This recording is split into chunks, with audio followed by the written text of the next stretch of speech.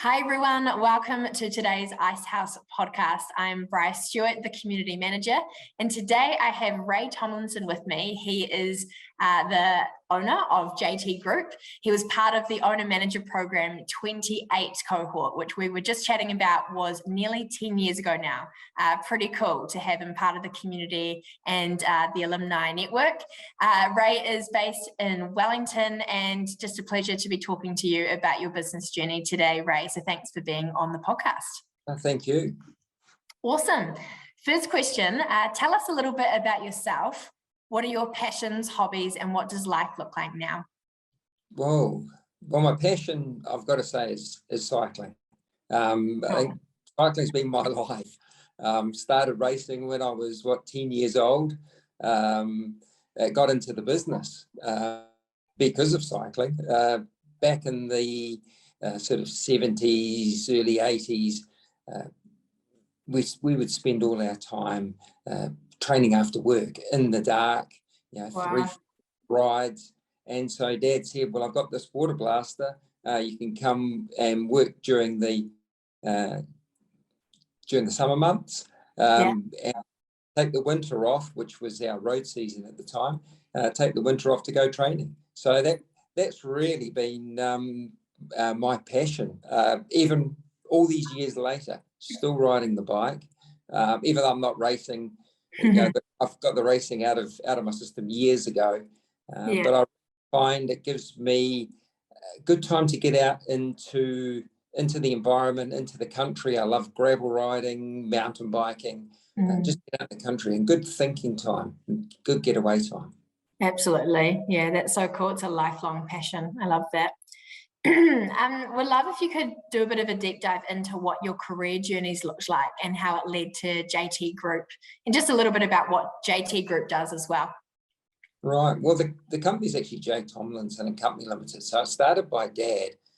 We're celebrating 60 years this year. So 1962, Dad started the business. He came over from Scotland with a suitcase in the mid-50s. 20 pounds in his pocket, which was given by the New Zealand government to bring immigrants into New Zealand. And I spent all my school holidays painting. I hated painting, but it was a way of getting money to pay for my bikes. Again, everything comes back to cycling. So 85, I started with the business. And it was water blasting rather than painting. Spent 10 years on the machine, learning all the ropes about washing. And quite interesting enough, we're just doing a bit of a study the other day that there are still commercial buildings here in the Lower North Island that we've been washing every year for 37 years now. Wow, that's cool. Yeah, so we've got some really long-term clients. I had a bit of a break from the business in about the mid-90s, when worked for Dulux, which was a bit ironic really, because in the early days, Dad did a lot of work very closely with a guy, Tony Nightingale, who ended up building a company called Resine. So that was probably where I started to get the interest in growing a business. Dad used to do all the trials for Tony. And he had a small factory down in Seaview, just down the road from where we are.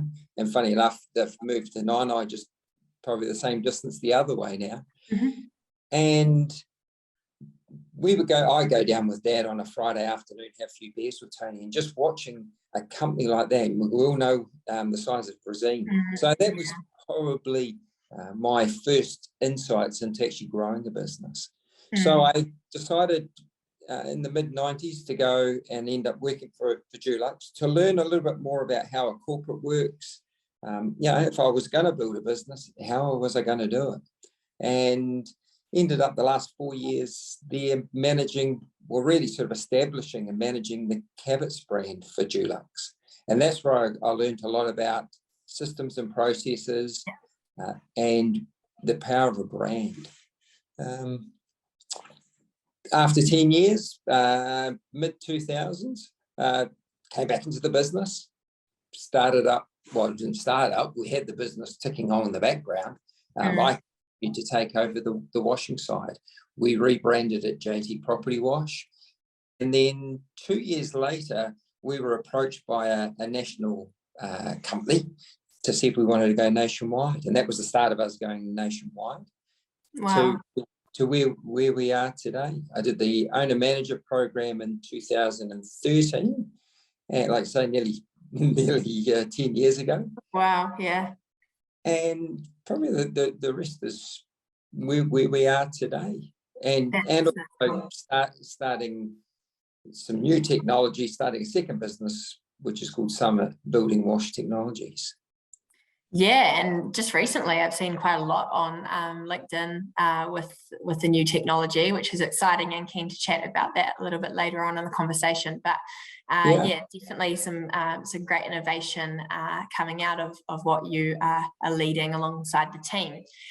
Just sort of, yeah, going back to those early days, what's one thing you wish you knew before getting involved in JT Group? No, I had a good thing about this one. It's probably around the commitment required and the perseverance. Yeah.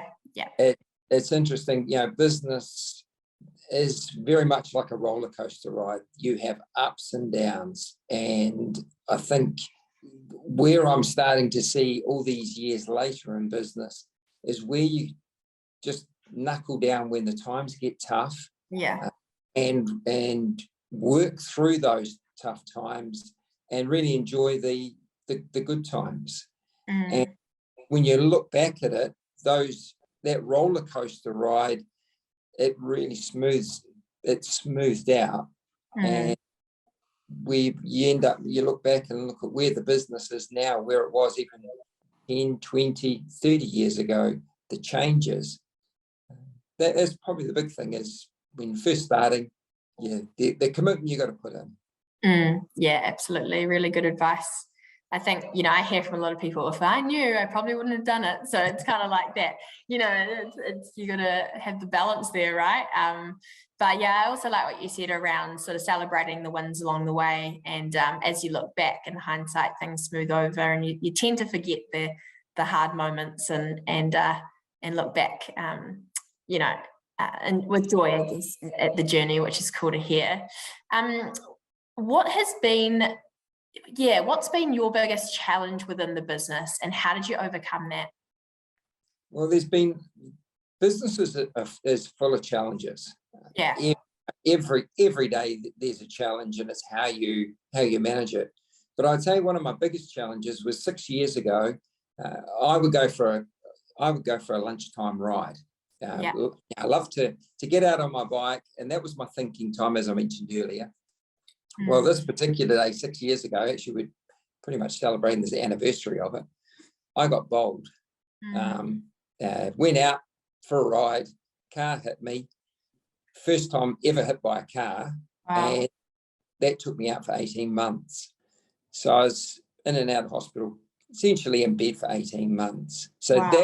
that was the biggest challenge mentally, certainly physically, to get back into, back to normality. But one of the things that was a real positive was having not long completed the owner manager program. I'd already put things in place into the business, which now looking back was valuable, really valuable. Yeah, that's really good to hear. What has changed about your work from when you started till now? Oh, huge. Yeah. And again, I'll use the owner manager program, putting in the tools that I learned during that course around having the right people on board. So what's changed for me is I'm very much in a leadership role, and I have a team around me that they drive the business. Wow. And that was that. I'm in a really fortunate position now. We're a fantastic team. So that's from the guys in the field to my team here in the office. Awesome. And that's definitely the goal for many. So that's really cool to hear. Yeah, just wanted to do a bit of a deep dive here. So JT Group has a real focus, and Summit as well has a real focus around using technology to do things as sustainable as possible. What does sustainability mean to you, and how does this look within the business or businesses? Yeah, well, the sustainability side from JT Group, or previous to that, JT Property Wash, was everyone used to talk about, oh, water is going to be the new liquid gold. You know, using drinking water to wash your buildings will be a thing of the past. So 20 years ago, I started to look at that and look at ways of reducing our water consumption. And it's only fast forward 20 years, and sustainability is really the big buzzword at the moment. Everyone's looking to become more sustainable, whereas these practices we were doing for years. In our industry, it's easy just to grab a water blaster, and we're seeing it, especially in the last sort of 5+ years, where there has been a boom in people picking up water blasters. You can pick them up pretty cheap, and you just want the tap turned on. A good example was just before the lockdown, where Auckland went into a drought, and the taps were all turned off. And I know in our industry, everyone was jumping up and down. And I even went to a meeting. They set up an exterior building wash association now. Wow. But for me, the taps were left off. We had introduced a completely waterless system. So we did a trial for Z Energy where we washed a service station and used no water at all. Wow. The only issue we've got at the moment is it's a bit more expensive, not that much more expensive, but a bit more expensive than just getting a water blaster out. So that will be the future. 6 years ago now, right when I got bold, actually, I started the Summit business, where I was looking at better ways of improving the way we're washing buildings. Dad had always been very much at the forefront of technology over the years. He was one of the first to use an airless spray system and water blasters. I'm going back into the 70s. Awesome. You know, with that water blaster in the 80s, they were the first water blasters brought into New Zealand. So he was very much ahead of his time. So that's probably where I got the inclination of actually trying to build a brush system. So if you make a large car wash brush and you put it on the side of a building and run it up a building. So that's been 6 years in the making. And so we've just launched just the final trials for that 2 weeks ago. Very interesting. And so there's a machine that will wash a building quicker, faster, 80% less water, no chemicals. Wow. Yeah. And then also what came out of that, the finding, because that machine, we now have it, my young engineer, Sam, developed a system. It's all electric, battery powered. And we developed what we think is, well, that's certainly a world's first, but also a world's first fully rechargeable electric water blaster. So it's quite exciting times at the moment. So there's a machine that will run, it's a fully commercial machine that will run all day on a single charge. So taking out the emissions we've worked out 11 vehicles. So if we run our machine, a current machine, the petrol-driven machines for a day, it's the equivalent of driving 11 cars from Wellington. Wow. So that we're just in the process of rolling that out to all the JT Group guys throughout the country. And like I say, a world first here in New Zealand. So that's quite exciting. That is very, very cool. And congratulations, Ray. That is a great achievement. And I know it's a team achievement. But seeing some of the videos, my mind has been blown. Like I was sending it to some of the Icehouse team, being like, "Have you seen this? This is robots cleaning buildings." So I encourage anyone listening or watching this to actually check it out, and I'll put a link actually in the copy so people can see that. But yeah, it is groundbreaking stuff. It is world class. So congratulations for the hard work that goes on behind the scenes to trial and test and learn and everything in between. Oh yeah, and that's where I come back to that perseverance and just you got stickability. Yeah, absolutely. Yeah, it's cool. Has that been a highlight moment in the journey, or what has been a highlight moment in your journey so far? That has certainly been one of the highlights. Cool. And I would say my other highlight is really just watching my team grow. Great. I've got quite a young team here in the office, and to watch them develop from just coming on board as sort of the office admin role now to the other ones driving the business. Wow. And doing a far better job than I could ever do. Yep. I'm really lucky in that respect. Yeah, that's really cool, Ray. Really like to hear that. Next generation rising up, which is exciting. What keeps you going and motivates you every day? Well, I'm always a glass half full person. I've always been positive. And again, it comes back to my years in cycling. Those years growing up was tough. You had to be tough. Out in all weathers and people watching like the Tour de France, and they see cyclists crash and they got blood all dripping down them, and they'll still carry on. That was the attitude that we had, and so we were brought up by our coaches and our mentors, and so motivation was always you have your goals and aspirations and the challenges that's what really gets me up. Growing the JT business, the trying to get the summit machine to work, and there's been a few times there where very close to pulling the pin, just like, it's just we ever go there. But you persevere, and here we are. That's inspiring. I love to hear that. I do this, but what does work-life balance mean to you? And have you found anything that works best for you? There's another saying. If you have a job that you enjoy, you don't work a day in your life. That's cool. how I see it. I get up every morning. I'm motivated to get into the stuff that we're doing. That's my work-life balance. Catching up at I probably spend too much time in cafes, but that's where a lot of business is done.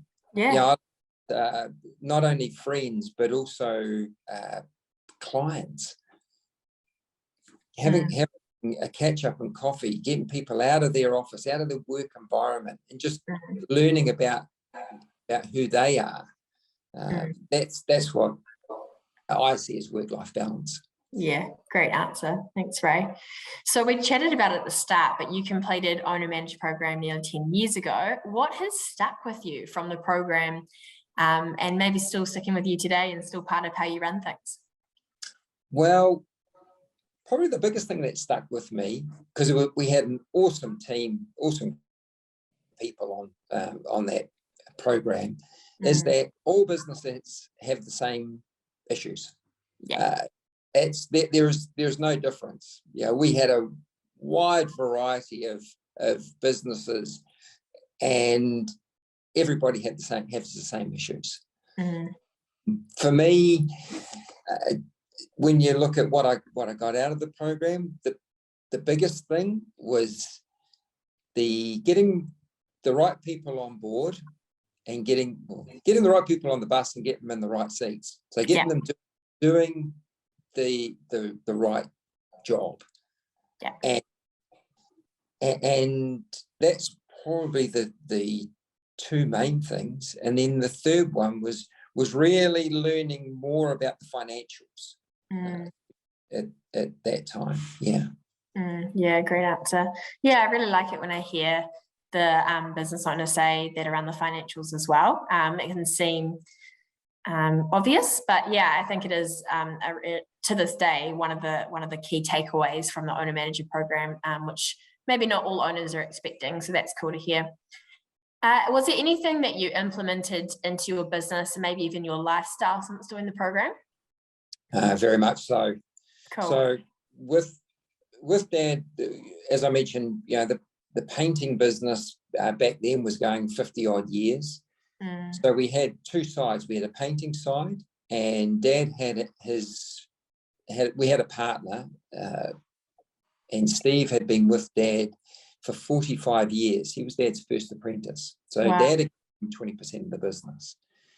So as I'd come out of the program and time to really, you spend those 5 months really drilling into what the business looks like. And I see that painting and washing were two separate businesses. So what we did was, which was huge at the time, we separated and gave Steve the painting business. So he took that and he set that up as separate. We kept the Tomlinson name, and I just focused on the washing and growing the washing side. So that was huge. Yeah. After 50 plus years and saying to Dad, we're actually going to get rid of the painting business. But that came out of the owner manager program. And to this date, I have never looked back. That's so cool, because now you've been able to niche into something that you're really passionate about, to put your time and energy into one place. And I believe from our conversation, that's probably why all these innovations and technology, you've had the space to be able to think, as a future thinker, and what's the future going to need, and outwork those. If you had both businesses running, not sure if you'd be able to be such a future thinker in terms of the technology and innovation you're bringing through into the industry. Yeah, really focusing on what your market is. Yeah, with the washing business, my aim was always to take it nationwide, and it was starting to go nationwide when I did the program. The painting was, I've been in painting all my life, and it's not that easy to scale up a painting business. There's a lot of complexities. So with washing, it was just focus on that. Yeah, that's cool to hear, Ray. Why did you decide to do the program at the time? And did the program hit your expectations? Why did I decide to do it? I was approached by the bank, the BNZ. Yeah. They had a scholarship and approached me and said, would you be interested in doing it? I'm always one for always learning. I'll be a sponge. If there's stuff to learn, and even now, being in the business as long as I have, you're still learning. Yeah. And you never stop learning.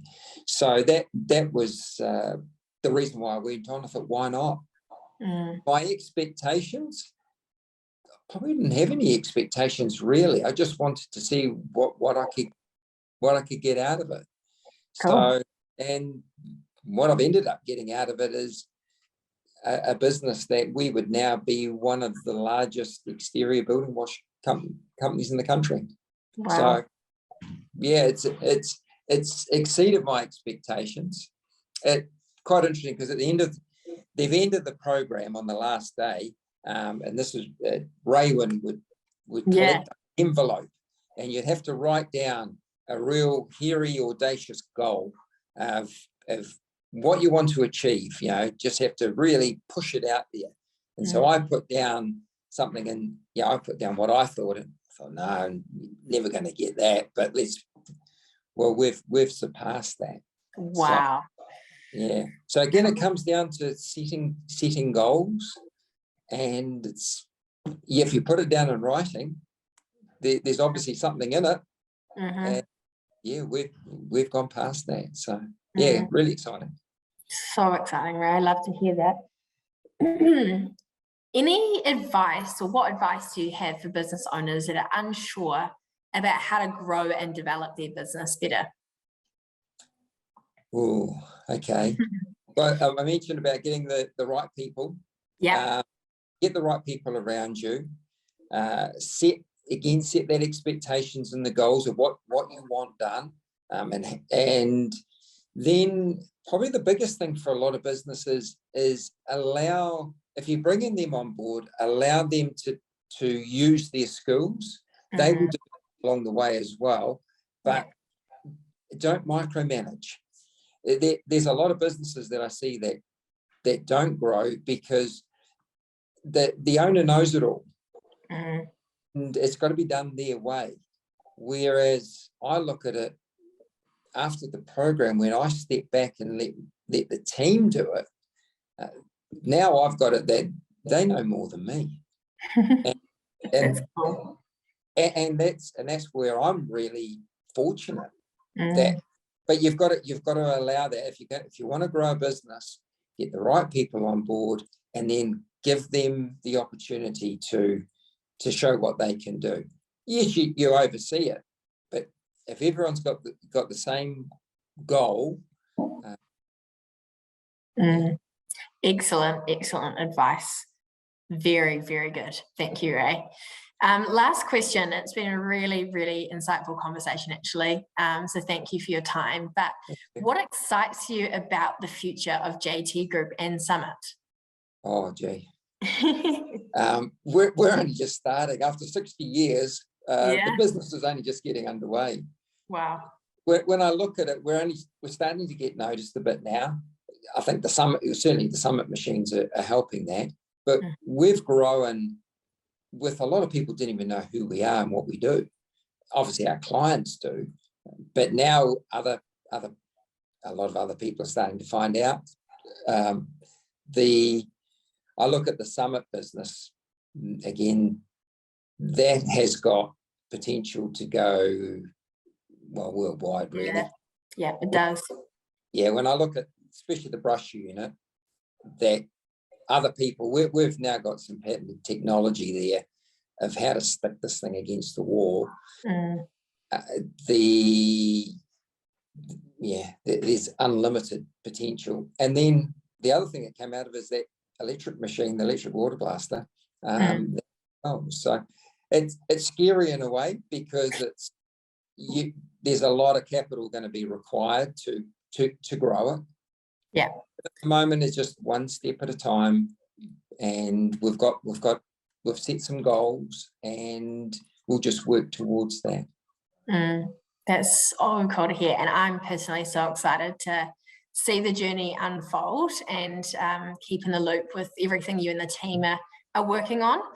But thank you so much, Ray, for being on the podcast and sharing your story. It's such a pleasure to chat with Icehouse alumni and see, how their businesses have developed since doing the program. And this is definitely one of those really cool stories that I'm sure many people will enjoy listening and watching. So appreciate your time. No, thank you, Brian. Thank you for the opportunity.